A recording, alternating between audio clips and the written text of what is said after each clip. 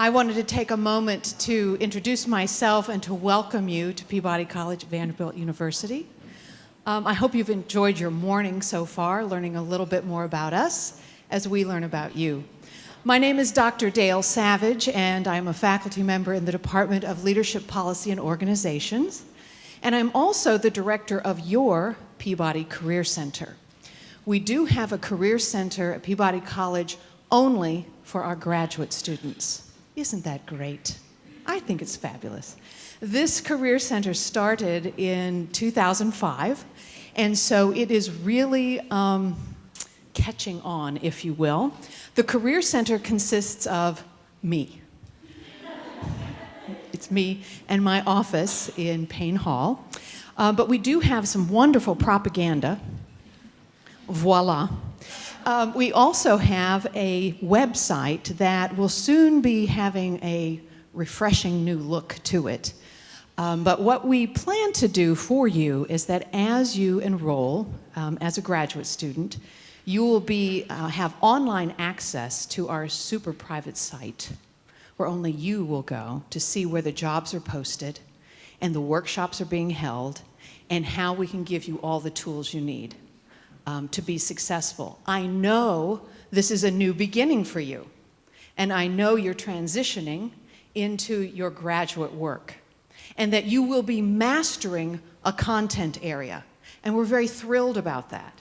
But as you master that content area, we want you to succeed.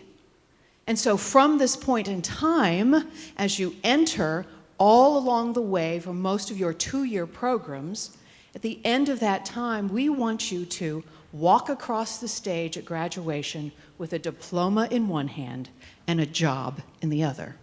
Wouldn't that be nice? Unless, of course, you decide to go on for that other terminal degree. Okay, but we can help with that too.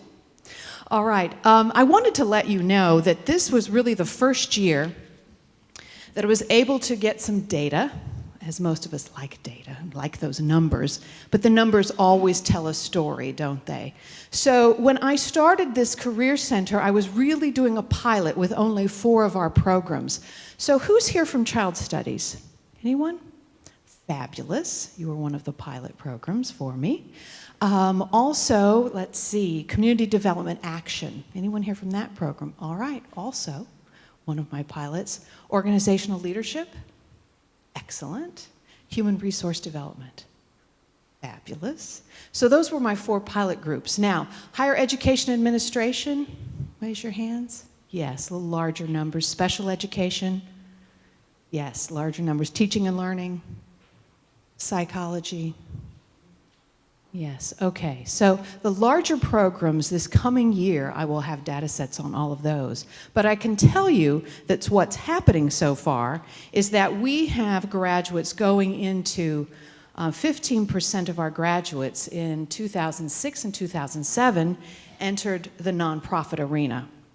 13% of those graduates in those 4 programs I mentioned first went into a consulting arena. 11% of them went on for further education. We have it broken down in nice little numbers and pie charts that we're getting ready to post on our website. So I want you to know that we're very interested not only in you coming here and being admitted to this fantastic college, which we call home, but we want to know that along the way and during these 2 years that you will succeed and have everything you need to get that next job and profession that you so desire. Also wanted to tell you that I give a series of workshops along the way, everything from resumes, communication, interview skills, how to network, and I've just been asked by one of our graduate students, would I please hold a workshop on salary negotiations? I love that. Absolutely, we'll get that done, and we'll roll that out very, very soon. So there's a lot of good things happening here, and I'm very excited to see all your faces. Again, my name is Dr. Savage, and if I can be any of assistance to you as you're making this decision or as you come on board, please let me know. Thank you and welcome. Kim wanted me to remind any of those of you who are in the student panel to come on up now, and we'll get ready for that. Thanks.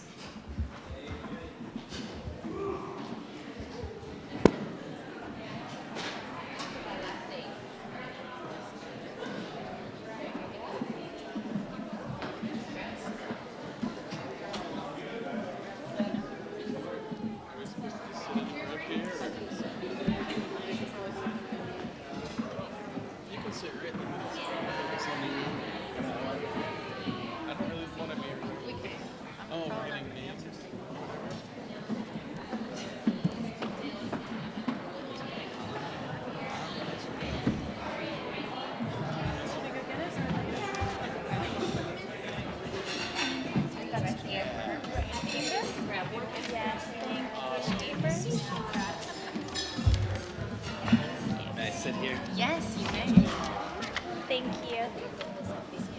Oh, sorry.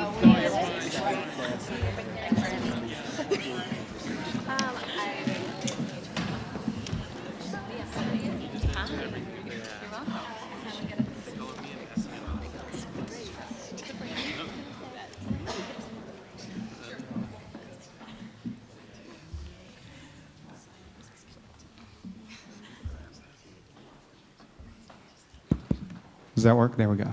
Okay. Well, I hope you all have had a good morning so far. You've been here. You've been in departments.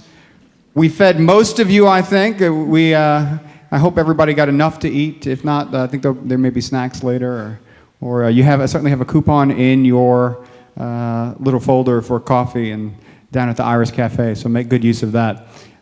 We wanted to give you an opportunity to hear from a group of our current students in a way that it was not filtered through me or anyone else. And so these folks have volunteered to kind of answer the questions that you have with no real input from me or us. And so I'm telling them, be brutally honest, tell them tell them the truth. And they are actually our best representatives. They've been here, some of them for 2 years, some of them for a bit less time. So would each of you introduce yourself, your hometown, your program of study, and we'll just go down the line. So Sarah, you want to start? Okay. Is it on? Yes. My name is Sarah Erickson. I'm a first-year student in the Higher Education Administration program, and my hometown is Tustin, California. Can you guys hear me without the microphone? Okay. Microphones scare me. My name's Travis Brunner. I'm Curriculum and Instructional Leadership. This is my first year, and I'm from Buffalo, New York. My name is Samantha Bain. I'm from Pasadena, California, and I'm pursuing a master's in elementary ed with licensure. My name is Suzanne Pratt. I'm working on a master's degree in community development and action, and I'm originally from northern Utah. My name is Felicia Lemire, and I am working on a master's degree in human development counseling, well, it's a bachelor's of education, and I'm on the school track, and I was born and raised in Columbus, Ohio. I'm Amber Martin, and I'm in the Human Development Counseling program as well, only I'm in the community track, and I'm from Dalton, Georgia. My name is Randy Stoll. I'm from Houston, Texas, and I'm studying curriculum and instructional leadership. My name is Adrienne Kasha, and I'm a second year in the Child Studies Master's program, and I'm getting a degree, concentration in applied behavior analysis, and I'm from Pearl, Tennessee. My name is Matt Dole. I'm in the Education Policy program. It's a Master of Public Policy, and I'm from Pottstown, North Carolina. My name is Angela Clark, and I'm getting a master's in special education. This is my first year, and I'm from Nashville, Tennessee.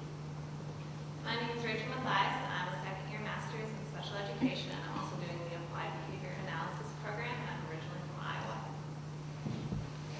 The way this works is if you've got a question, raise your hand. I'm going to come over with the microphone, and you get to answer it, ask it, and you can pick somebody, or they can decide who's going to answer themselves. I get to play Jerry Springer. No one throw a chair or anything. Now I'm sitting here. You came all this way and you don't have questions. Nothing's out of bounds. Okay, what do you all do outside of class? Yeah, I'll get them started easy. What's life like here outside of the 70 or 80 hours you spend on coursework each week? I like to go out to eat. I actually eat a lot. Great restaurants in the area. We like to go down to downtown and see country music. Coming from Southern California, we don't have a lot of country music in the area, so it's really fun to come here and have that experience. Well, I think my mic is on.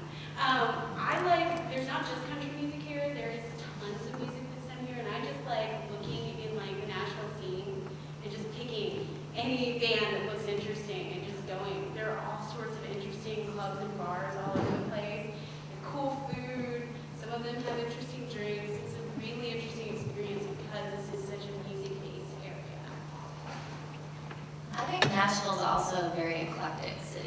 what I really love about it. There are a lot of different things to do here.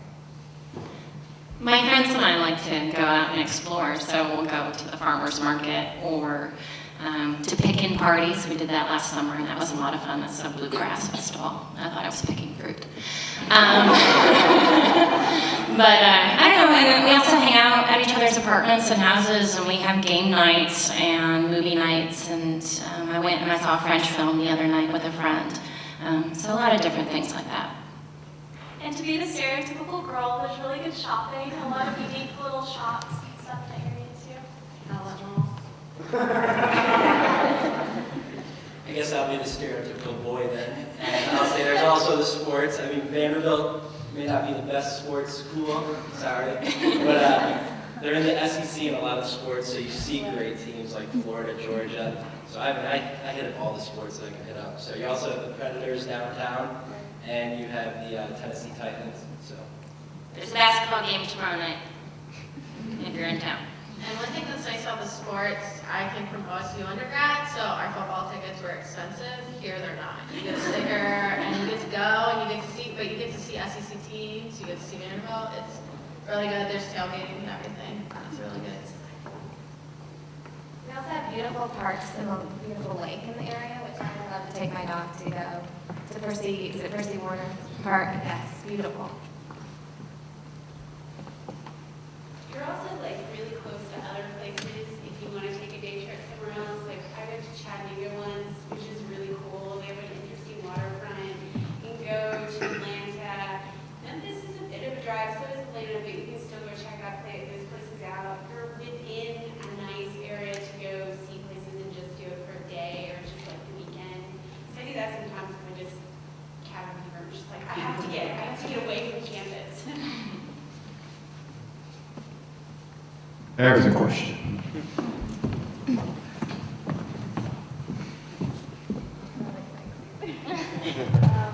I wanted to know sorry, my name is Akua Hill. I'm from Harlem, New York, and I applied to the CBA program. And I was curious to know, anybody can answer, what was the biggest thing that changed transitioning into grad school? Whether it was like time commitment or mental preparation or time management, what was the biggest thing that you had to change going into your grad program?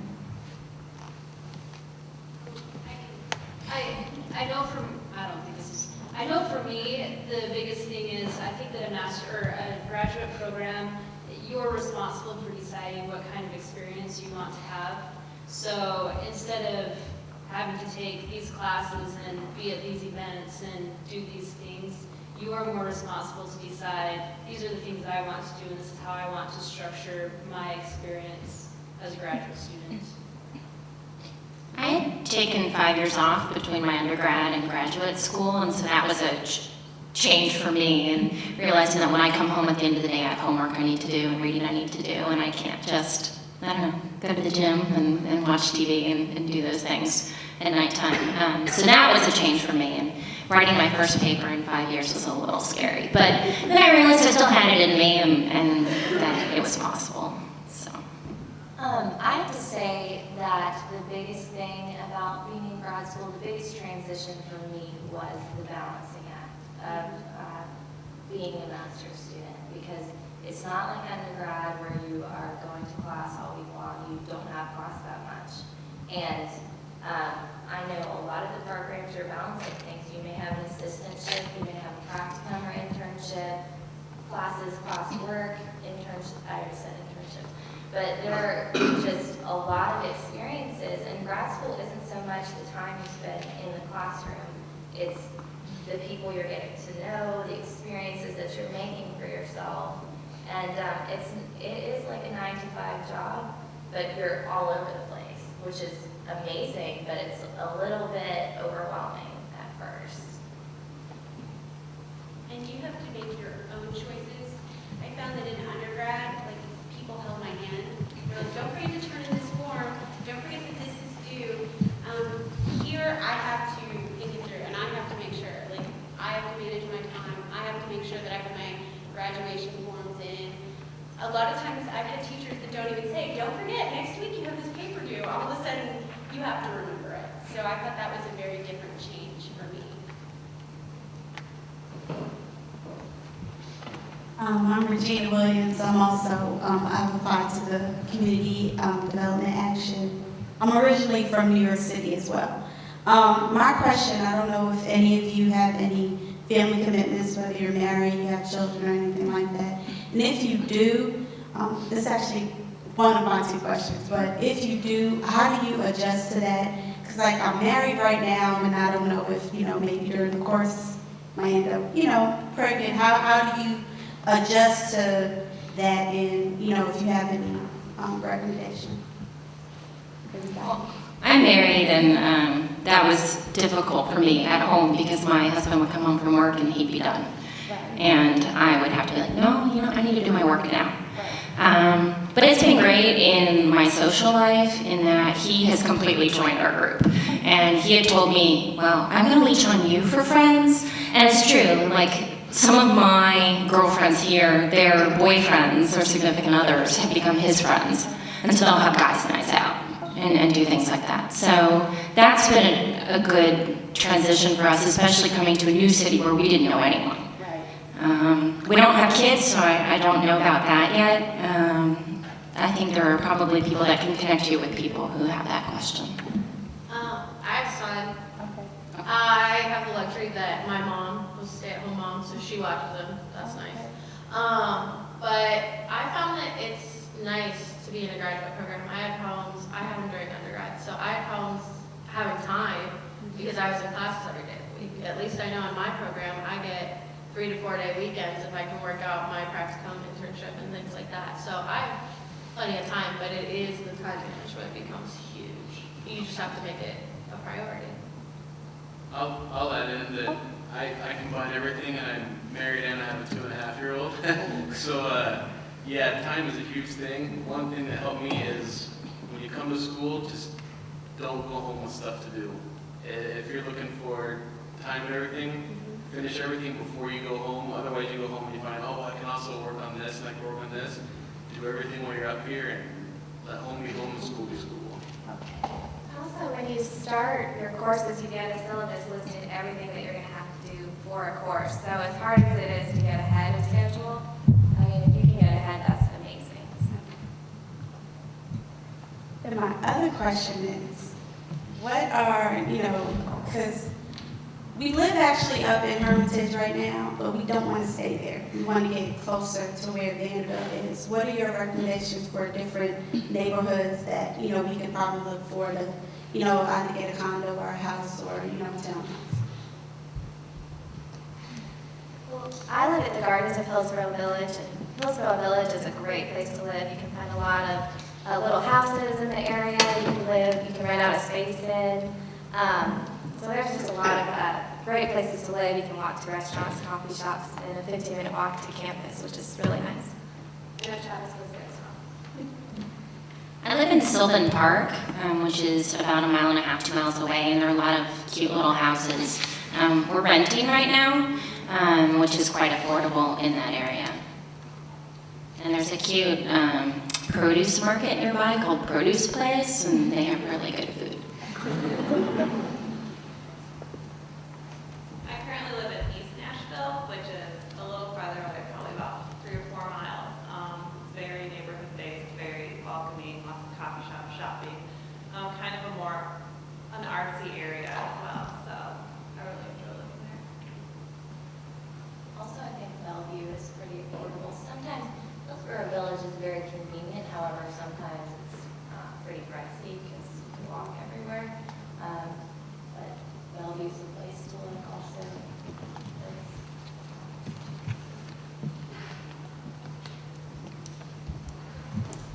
My name is Gwenna. I live in Cincinnati. I was wondering if you could tell me about an experience, a class, or a person that made Peabody be the right choice for you.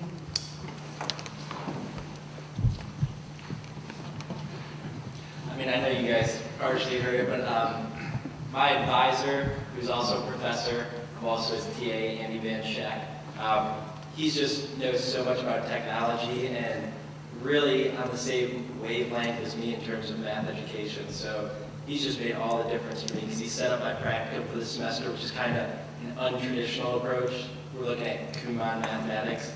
I don't know how people feel about that, but you know, he's just really tailored everything to me, and he's just somebody too that I can sit down and like have a beer with and talk about what's going on. So he's made my experience phenomenal. So I'd go through and say that it's actually the people here that work here, the people that made me want to come here. I was deciding between coming to school here or going to Boston. And anytime I talk to people in Boston, part of it's just a different culture, but they were a lot more friendly here as far as just, and it's not they weren't friendly there, it's just, they really kept up with you at Vanderbilt. Anytime you called, they remembered everything from your last conversation. They had new information for you, even if you didn't ask for it. They had stuff that might be of interest for you. When I came up to campus, they knew my resume backward and forward. Counselors are advising you to go out of their way to help you out. And so really, that was one of the keys up here, especially for success, is how willing everyone is to talk with you and help you out. Yeah, I'm a faculty kind of mentor. I've taken 2 classes with Dr. Heineman. He's in the LPO department. I'm a master of public policy, and I'm interested in either government in the United States, working in public policy here, or international education policy. And when you're looking at international education policy, you can't really look at anyone other than him because he worked for the World Bank for I think 26 years or so in human capital development and in education policy. And to take classes from someone that's been out there and done it for a career, you don't find that at many other universities. And I think that's, and he's also real helpful. He talks with everyone in our group about trying to find internships and practicums because ultimately that's what we want to end up doing, is working for World Bank, IMF, UNESCO, something like that, a large international organization. So you don't find contacts like that just in any university. I think also there are, well, like Dr. Heineman is amazing. Also, there are lots of other, I guess, professors that have interesting niches. I took a really interesting class from the Reverend James Lawson, who did lots of stuff in the civil rights movement here in Nashville, and is teaching right now. It was a course in nonviolent action, and just to be able to sit there and listen to him talk about his experiences and things like that was really amazing. And so coming here, being able to think about working with professors like that who have done things like that is really a unique experience. My advisor is amazing. It's Dr. Anna Finch, and I also have another professor who I got close with through supervision. We have to have supervision in our program, and you really get to know somebody through that process, so I'm really close to her too. But one of the most useful people was I had a mentor, which was the second year, who we got to know each other getting into the program. And having somebody who's been through it all before is a huge help. And somebody who kind of knows you, knows what you're going through, and just having them there to talk to and everything is a huge help.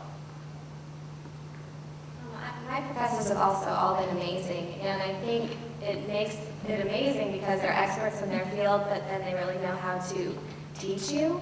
My undergrad, they're really experts in their field, but they really could care less if we succeeded.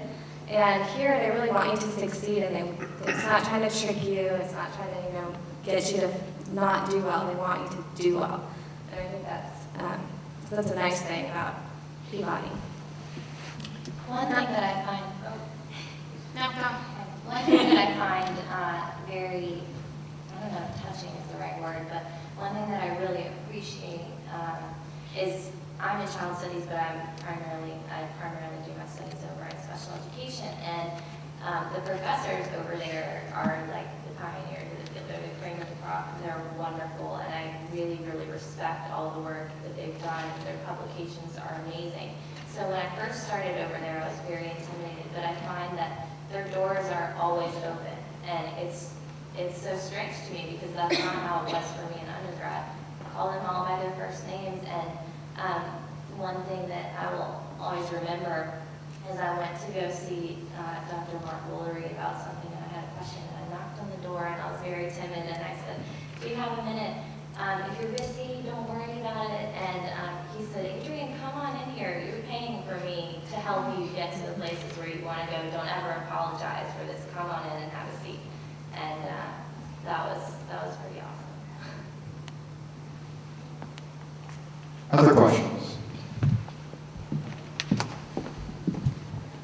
I wanted to ask about prospective careers for all of you. If most have a career or job lined up, how comfortable do you feel getting a job, and if Vanderbilt has prepared you to do so?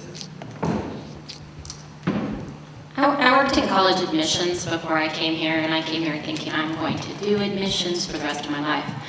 And then I've been introduced to some new things here. Last semester I worked in the international office, which exposed me to study abroad and policy and all of that. And then I just started an assistantship in the development and alumni relations office. I'm like, ooh, this is kind of interesting too. So I'm not really sure where I'm going to end up, but I know that I will have the resources necessary and the contacts too. Professor Cavoni knows a lot of people in the institutional advancement world. I've been in contact with the vice chancellor or, I don't know, the top admissions guy. And he knows a lot of people too, and just knowing that I have those contacts, I know that I am well prepared for whatever it is I decide to do. In my program, we have to student teach, and I think student teaching, I haven't done it yet, but I've worked in a classroom, and for those friends that I have that are student teaching, I think they will be more than prepared to be teachers. I mean, they're in 2 different classrooms, they're doing, I can't remember if it's 7 weeks in one classroom or 7 weeks in another classroom, but I would say yes, and the contacts that they're making, if they choose to stay in Vanderbilt, will be great. Before I came here, I actually had taught for 2 years, so I was already certified in that experience. And I'm going to go back and teach when I finish up. Really, one big thing has just been people that I used to work for that know I'm at Vanderbilt are like pushing each other out of the way to get to me again. They're like, when are you finishing up?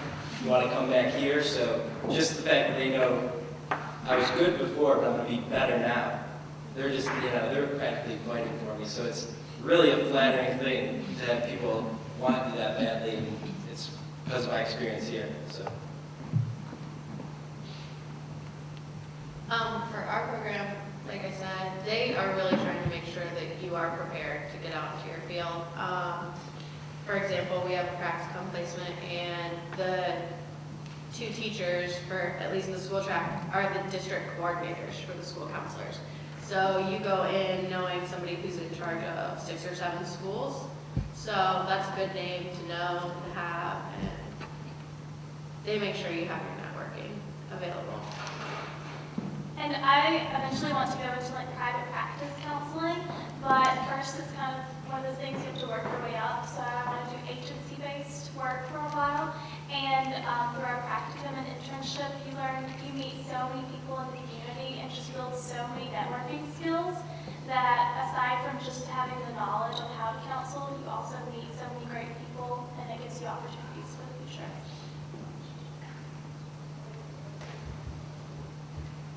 Hi, I'm Mary Millan. I'm from Raleigh, North Carolina. I'm doing the higher ed administration program.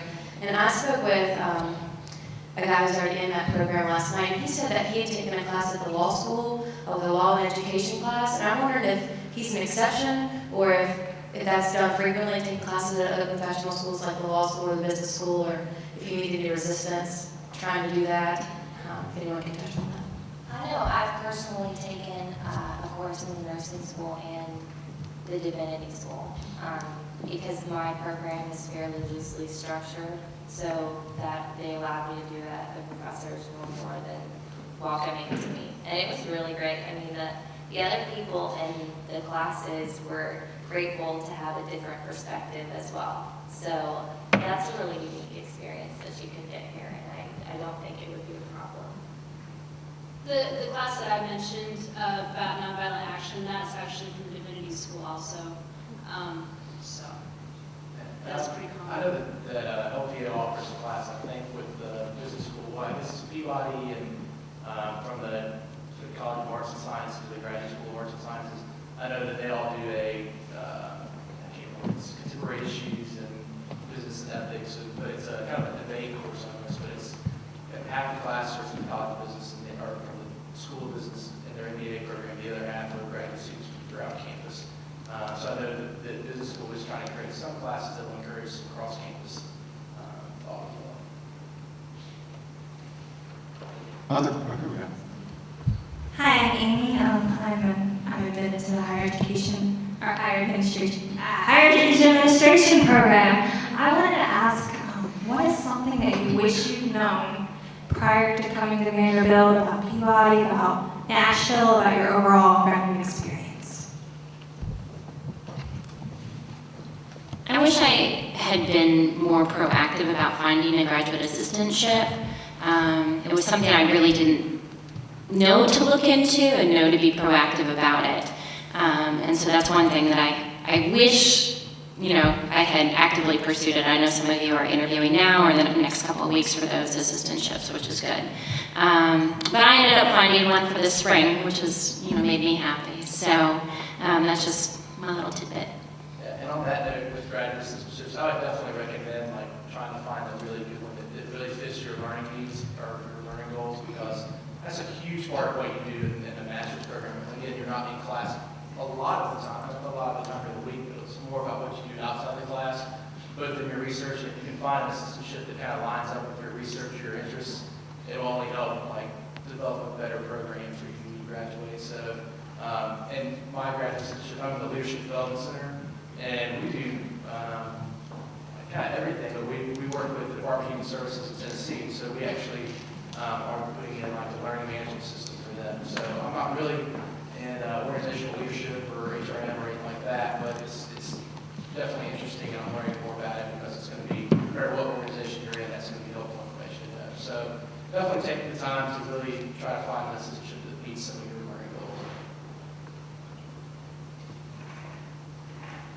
I guess I would have liked to know more about such the diverse spectrum of courses I could have taken, because I'm pushing through in a year, so I'm going to get out of here in a year. And there's so many courses now that I've been here that I'm like, wow, I wish I had 2 years so that I could take those. So if I had planned ahead and I should go here for 2 years and kind of get a little more diverse experience, I think it would have paid out a little better in the end. But, just having an opportunity to investigate really everything that's offered, rather than just, kind of narrowing it down too much. Wish I had thought about that before. I think one thing that just occurred to me, but one thing that took me some time to realize was you hear so much in undergrad about, it's about who you know and blah, blah, blah, and you're like, whatever. But really, in grad school, it is so important that you find professors that are interested in the same line of research as you are and go and talk to them. I mean, it's very encouraging to have people behind you, and I found that it's kind of difficult when you start grad school and you don't feel like you have support from a faculty member or two, and they're usually more than willing to, take you under their wing. So I would definitely make some time to try and do that. Go introduce yourself, go sit down, talk to them, ask them for advice.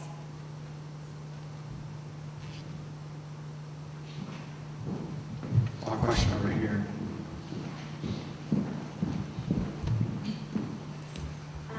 My name is Caitlin Benson. I'm in the HRD program, and I'm from Salisbury, Maryland. So I've never really lived in a big city, and I go to school in College Park. It's not big, but whatever. So I was wondering, from some of you who maybe aren't from the area, what don't you like about Nashville? I hate traffic, and there's a lot of it. Sometimes you sit out here on 21st or ever, and people, I feel like people that have lived here forever know, and I never had people cut me off so often, or anything like that, because it goes down to one lane, and I was just amazed how much traffic there was. For me, also, the road system was really frustrating because most western places are on a grid, and north, south, east, and west, and there are mountains, so you can, navigate and everything. And here, it's you get on a parkway, and it goes forever, and you never know if you're going to get there or not. but with practice and a very nice GPS system. You'll come to know the Batman building. Like, that's how I always have to orient myself. Yeah, that's a good one. And I'd say if you're not used to a slower paced lifestyle, that can kind of be an issue, or it can be a great thing. I love it, but if you're not, that's something you can online. I don't know, it's kind of, things aren't as urgent as they are in other places, which is nice. I feel like I have to defend this right there. I came to Vanderbilt because I wanted to be in Nashville. And I know so many people that come from the Northeast and that come from other places, and they think at first, oh my gosh, I'm going to be in the South, I don't know if I can do this. But then they come here and they go, after a semester, they're like, I'm never going to leave. This place is awesome. I have friends that moved back to Boston and they came back here. I want to stay in the South. It is a slower pace of life. There is, of course, in a city, there's going to be traffic. But I think compared to living in Philadelphia or Washington, D.C., you're in a pretty good, traffic-wise, you're pretty good. I lived in Philadelphia for a while. On traffic-wise, it's bad, but it's not the end of the world. And just, I mean, if you get into a place around here where you can walk, that's the most wonderful thing. So you're not driving down 21st. Like, I walked to class, it takes me about 15 minutes.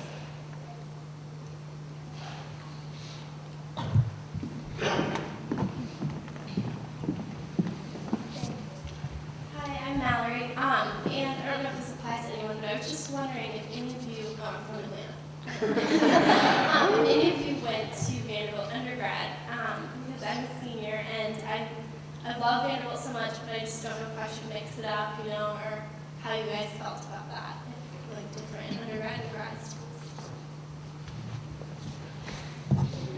No? Mallory? Some of my classmates are Vanderbilt alums, and some of them went straight through, and then some took a year off or a year or two off. And I think that they've made that transition pretty well in that, you know, all your friends are not here like they were in your undergrad, and you meet some new people and make some new friends. But I can give you some contact info if you want to talk to some more people. I have somebody in my class who actually did her undergrad at Vanderbilt as well, and she, I think, is almost at an advantage because she does know so many faculty members and just kind of knows her way around. So in that respect, I think it could be beneficial. Other questions? My name's Evan. Going back to the traffic issues, what is your preferred mode of transportation to classes? Do you drive to class and park on campus? If you're living off campus, is there a sufficient bus system, or how do you get around? Nashville, kind of like LA, is a car place. But I drive to campus and I park sort of in the central campus, and then I walk down toward, I don't know if you know where this is, Qdoba, and go to work every morning. And then I walk through campus over to Peabody for my classes. So I walk around everywhere once I'm on campus, and then I go to my car at the end of the day. You can you can choose either one. It just depends. If you do decide to live in Hillsborough Village or somewhere close to here, which is going to be slightly more expensive unless you can find a sweet deal. But then you're more likely to be able to walk. I live in Hillsborough Village and it's really cold, so I drive a lot. But it's cold for me, I'm from here. But also, I really don't think the traffic is really that big of a problem. It's mainly just like a block of 21st, mainly where Fido is. So you can work your way around there, and traffic isn't really a big deal here. I think buses are actually pretty good. Like, I take the line a lot between downtown and Green Hills, and it goes to Hillsborough Village. And like I said, I lived in Philadelphia. The bus system there is kind of scary. The bus system here is not bad. I mean, the buses are pretty well maintained. They run on a pretty good schedule. And cost-wise, it's not that big a deal. And if you know you're going to go somewhere, you shouldn't get behind the wheel of the car and drive home. That's not a bad choice either. So it's actually really nice. And if you do choose to drive, the parking on campus is actually pretty good. I know most other campuses or a lot of other schools, it's really hard to find parking. As long as you buy the parking pass, which is good for a whole year, you might have to walk a little, but you can usually find pretty good parking. It's kind of expensive though, if you went to a smaller school. I think my parking was like $80 for undergrad, and here it's like, yeah, ridiculous. But, yeah. For me. It's less than $220. When I say traffic is bad, I am in schools 5 days a week, so I have to be on the freeway coming back and forth from school at high traffic times, and that's part of what's bad for me. But if you don't do a research project where you're out in the schools, or if you don't do an internship or practicum out in the schools, I know that there's placements that you can get around here that it wouldn't be as big of an issue, but because I'm in the school system, I tend to have to drive during peak times. Other question?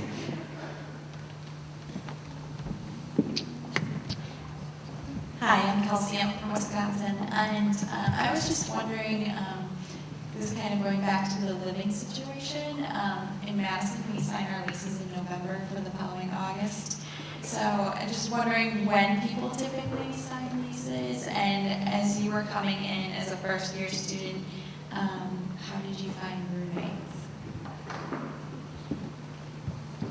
I know that in Hillsborough Village, you had to kind of be on a waiting list too, so I would get started as soon as you can, get your name down. And as far as finding a lease, I think I had to say that I was moving in July when I actually needed the apartment in August, just because I wanted to make sure I had a place to be. I don't know if anybody else has had that experience, but I would get started sooner rather than later, and I don't really have a roommate.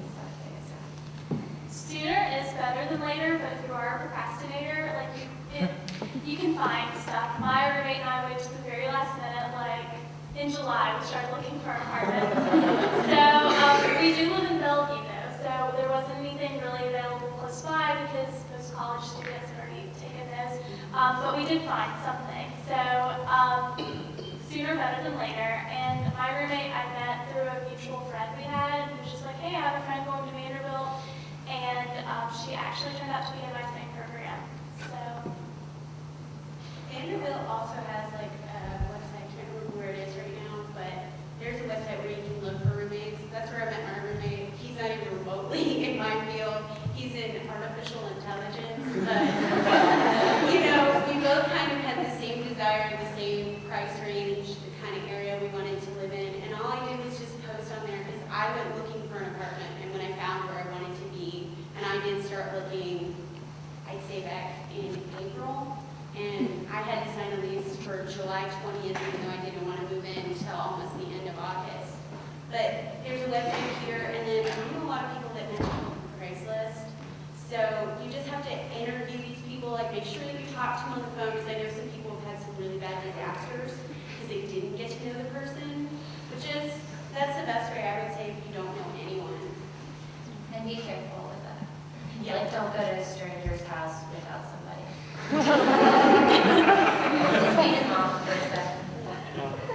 I found my place on the Nashville scene. It's and that's also someone who mentioned that for music listings, so you can look there too. Which is a really great newspaper in general. It'll tell you about anything that's going on in town. So whenever you see it, they have it everywhere. Just pick it up. It'll tell you the events for every night of the week. It's great. That and some of, there's Facebook now, let's be honest, you could probably find everybody in this room if you really tried. So, just keep up with the people that you've met and stuff like that, and probably gonna run into somebody. Yeah, I met my roommate this weekend last year, when I was here.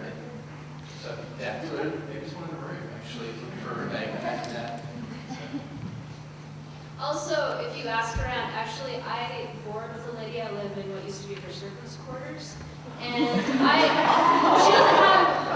she just has a large house. Anyway, but it was really good because I took the place of an undergraduate student. And so he was finishing school, and I had been asking around and heard about this place, and it's worked really well for me. And I don't have to have roommates, which solves that problem too. So. No, she never has service, but the house has service quarters. I actually don't have a question. My name is Katie. I'm a master's student in the higher ed program, but something that I know is an issue of concern for me about housing, unlike a lot of other college campuses, all of the undergrads at Vanderbilt have to live on campus, so you're not competing for housing with undergrads. I know at where I went for undergrad, you couldn't live within a certain number of miles of the campus because it was completely full of undergrads. So you could actually get a lot closer here than you probably could at other schools. And I would agree to start looking early, but I started looking early and I found a place and it fell through because I actually sold the building I was paying to rent. And I'd be here in about 3 weeks to start working. And I was able to find a place. So even if you're only able to come down for a weekend, I was out of state, so I had to drive down for a weekend and found a place and ended up having to do it over the phone. So you're kind of at an advantage because you're not competing with the undergrads, and it's also not the sort of thing where you have to sign your lease a year in advance, probably unless you're looking right on top of campus. Otherwise, it's like normal apartments, in not college campus areas, I guess, where you can sign your lease at any time of the year. Other questions, or Sharon, are you itching your head, or you have a question? I want to make a comment. I just want to add, though, that even though our undergraduates live on campus, we still have not had quite enough housing, so some are out there. And secondly, you have about 15 other colleges in the city. And so you have Lipscomb, Belmont, and others that are right around this area. So you do have to be a little early in looking if you want to really live down in this area, because there are some other schools competing for those spaces. I also found that if you just drive around, you'll see a lot of signs up, and there are places that aren't listed on Craigslist or in any newspaper. They just have signs outside that say "for-rent" with the phone number. And that was something that I didn't know until I came out in June to look for a place. And then I just drove and drove and drove and drove and took down numbers and saw places that way too. By the way, if you want to live in Hillsborough, my apartment complex will give you some money. If you guys want to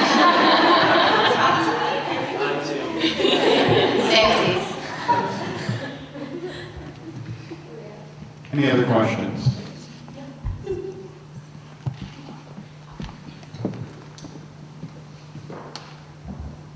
Okay. In terms of paying for master's school and that sort of thing, do most of you have graduate assistantships, or do you have jobs in the area, or how is it that you're paying for graduate school? I've got a full assistantship, so that's full tuition plus a stipend. I work 20 hours a week for that. That covers 9 hours of class. That covers 3 classes. And then I also own kind of a small consulting group. So I work about 20 to 30 hours a week in North Carolina, actually, on the phone, on email, and then I fly back and forth at least once or twice a month. So I'm pretty busy. But luckily, with how flexible my practicum schedule is, I can usually do all my classes on Tuesdays, Wednesdays, and Thursdays, and do my hours for my practicum. And then that gives me like 4 or 5 days or so to be able to fly back and forth or work from home. Not all of our students own their own companies. I took out some loans for last semester, and then my assistantship this semester is full tuition. I know some of the assistantships are a third tuition or half tuition, and so students are making ends meet through other jobs or through loans. I know several people who are RAs. I don't know if that's up your alley or not, but they, I think, enjoy it, and I think they get their housing paid for, and they also get meal plan. And I also know people who are assistant teachers at USN, right down the way. So it's a very convenient place to work. I pay for mine partially with loans, and then I also have a teaching assistantship which pays me a monthly stipend. So I TA 3 sections of Introduction to Computer Technology, Educational Technology. So I think it's a great experience on top of the pay. I mean, I get to work with the bright undergrads at Vanderbilt University, which I really enjoy. So I have a research assistantship through I'm actually looking through the county signs and Fuchs, and that's nice to have. Otherwise, it's loans. When I first moved here, I had an assistantship doing loans, and when I told just new people when I moved here that I had a degree in Spanish, everyone said, "Oh, I wish I could learn Spanish." And everybody would always tell me, so finally I was like, "Okay, when you want me to come over, how much you pay me?" And next thing I know, I was tutoring people on the side, and people would pay $30 an hour just to get tutored. So it just took me a while to realize when they were saying that I could actually ask them, and they'd actually pay me. In my case, I know that I have worked within my department, but I know some people that also work within special ed that don't actually have working towards a special ed degree. So if you feel like you can't find enough grant money maybe within your department, there are some grants that just need bodies. They need people who are willing to go to elementary schools and take data. So you can look between there. I mean, like in my case, my advisor gave me an assistantship, so I kind of got really lucky there. But that's one way, is that you just got to look and ask your advisor, ask other professors. They'll tell you if they know of someone that has money to offer to you. Because there's a lot of money sitting around on this campus, I promise you. My name is Jim Fraser. I'm on the faculty here, and I'll just say that on the Peabody campus, I think I'm correct, we brought in as faculty like $54 million this last year, so there are a lot of research projects that we need assistance for.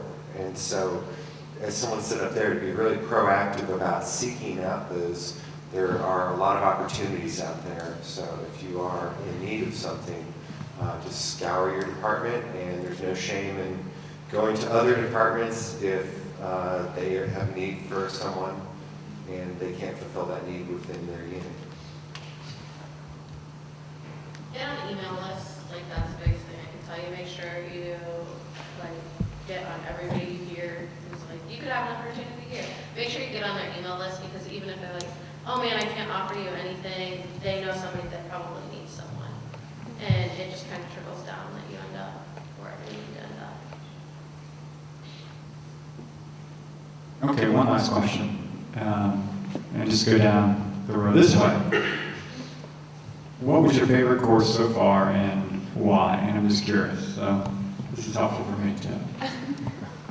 I'm in special education.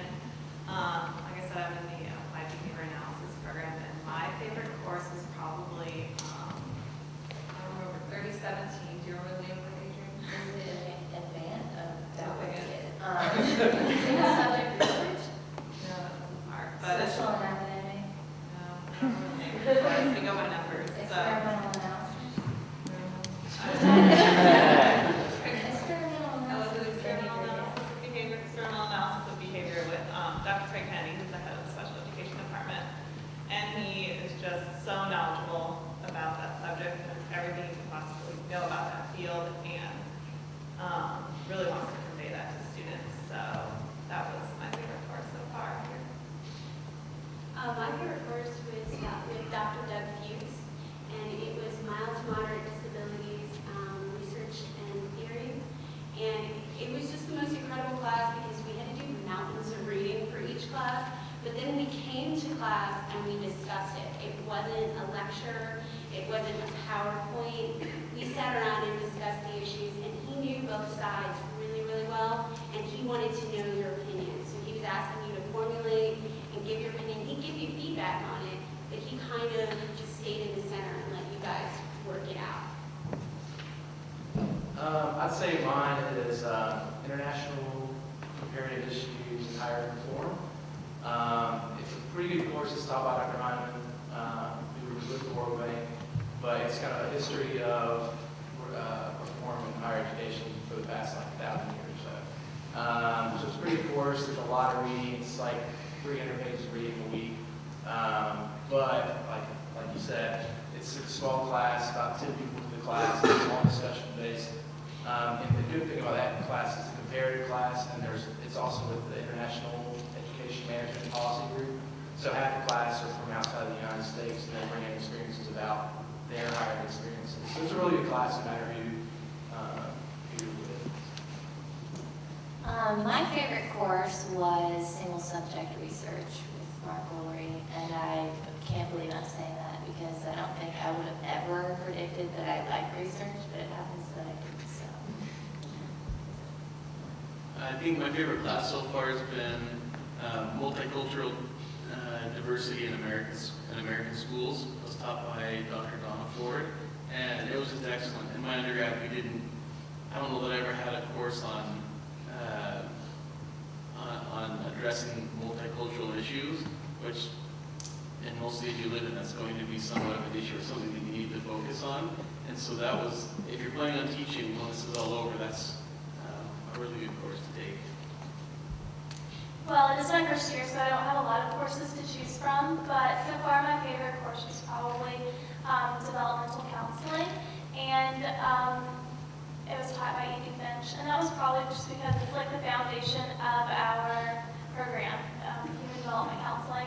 So you get to learn a lot about the theories and the theorists and how it applies to human development.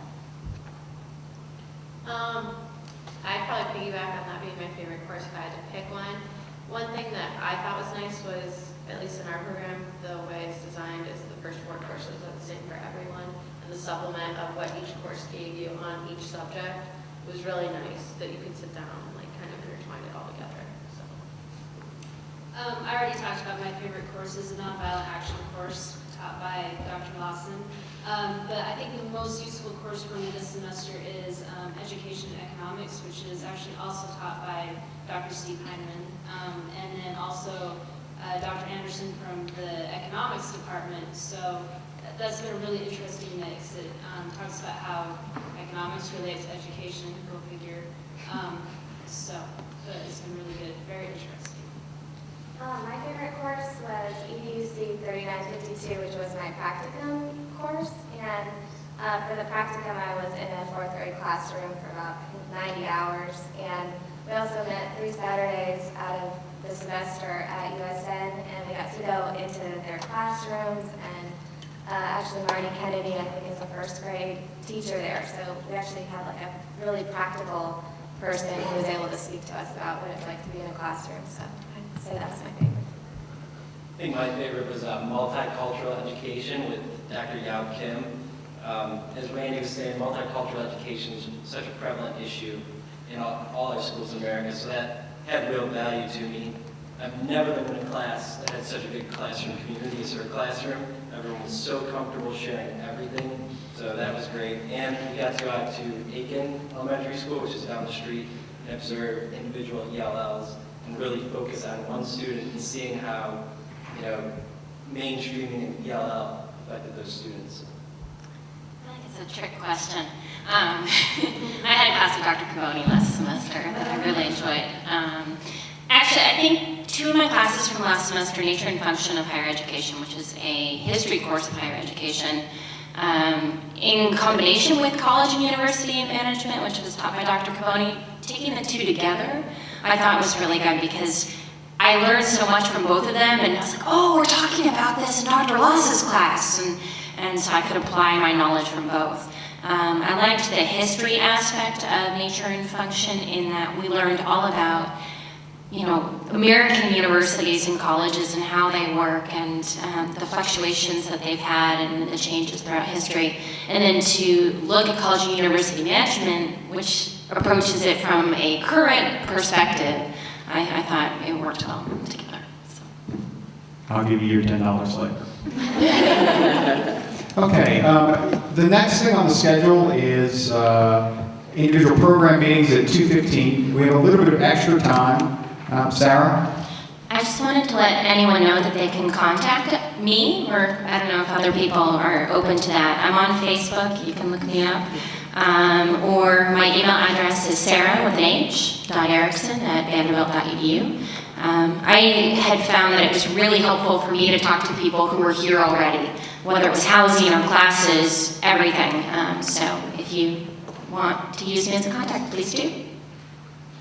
And if anybody else wants to share that information, You can Facebook me too. I'm from Nashville, so if anyone has questions about that or anything else. Why don't I make it easy too? You guys